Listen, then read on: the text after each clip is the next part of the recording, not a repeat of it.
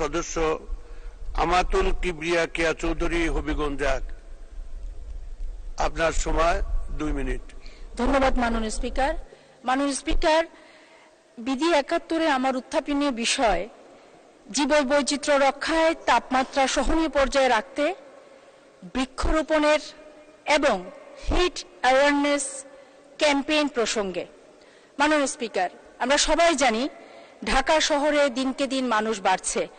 প্রায় 4,42,00,000 মানুষের বসবাস এই শহরে। জীবিকার তাগিদে প্রতিদিন বিভিন্ন জায়গা থেকে সাধারণ মানুষ আসছে, বিভিন্ন পেশা শ্রেণীর মানুষ আসছে।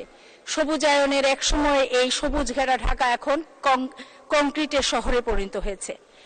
শুধু কি রাজধানী, যদি আমার নির্বাচনী এলাকায়ও দেখি কি হচ্ছে, পাহাড় কাটা হচ্ছে, টপ সয়েল সরিয়ে ফেলা হচ্ছে, গাছ কাটা হচ্ছে, বালু মহালগুলো বালুর ব্যবসা করে তারা এক একজন কোটিপতি হচ্ছে।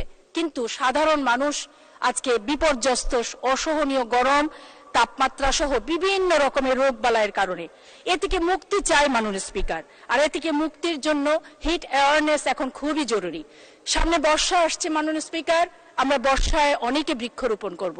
বজ্রপাত নিরোধনে আমাদেরকে কিন্তু প্রাচীনতম সময় আমাদের মুরব্বীরা যেটি করতেন, তাল গাছ লাগানো, প্রচুর পরিমাণে তাল গাছ লাগানোর জন্য আপনার মাধ্যমে আমি মাননীয় মন্ত্রী, পরিবেশ বন ও জলবায়ু মন্ত্রী মহোদয়ের দৃষ্টি আকর্ষণ করছি।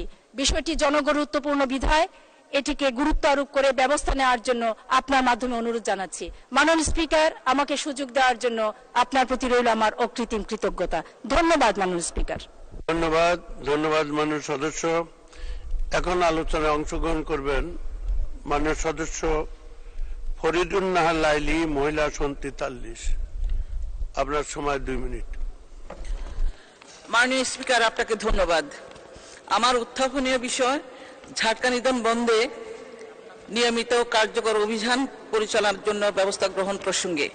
মাননীয় স্পিকার, ইলিশ আমাদের জাতীয় সম্পদ। দেশের মোট মৎস্য উৎপাদনের প্রায় 12% ইলিশ থেকে আসে। ইলিশ মাছের উৎপাদন বৃদ্ধি ও টেকসই উন্নয়নের জন্য ঝাটকা নিবিড়ভাবে সংরক্ষণ করতে হবে। ঝাটকা আহরণ বন্ধে অভিযান আরও জোরদার করা প্রয়োজন। লোকবল ও অর্থ সংকটের কারণে লক্ষ্মীপুর জেলা মৎস্য বিভাগ নিয়মিত অভিযান পরিচালনা করতে পারছে না। এতে সরকারের ঝাটকা সংরক্ষণ কার্যক্রম আশানুরূপ সফলতা পাচ্ছে না।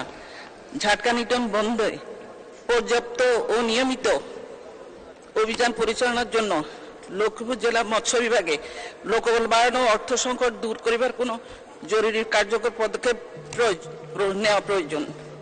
বিষয়টি অতীব গুরুত্বপূর্ণ বিধায় কার্যকর পদক্ষেপ গ্রহণের জন্য আমি মাননীয় মৎস্যমন্ত্রী ও পানি সম্পদ মন্ত্রী মহোদয়ের দৃষ্টি আকর্ষণ করছি। মাননীয় স্পিকার, আপনাকে ধন্যবাদ। মাননীয় সদস্য, আপনাকে অসংখ্য ধন্যবাদ।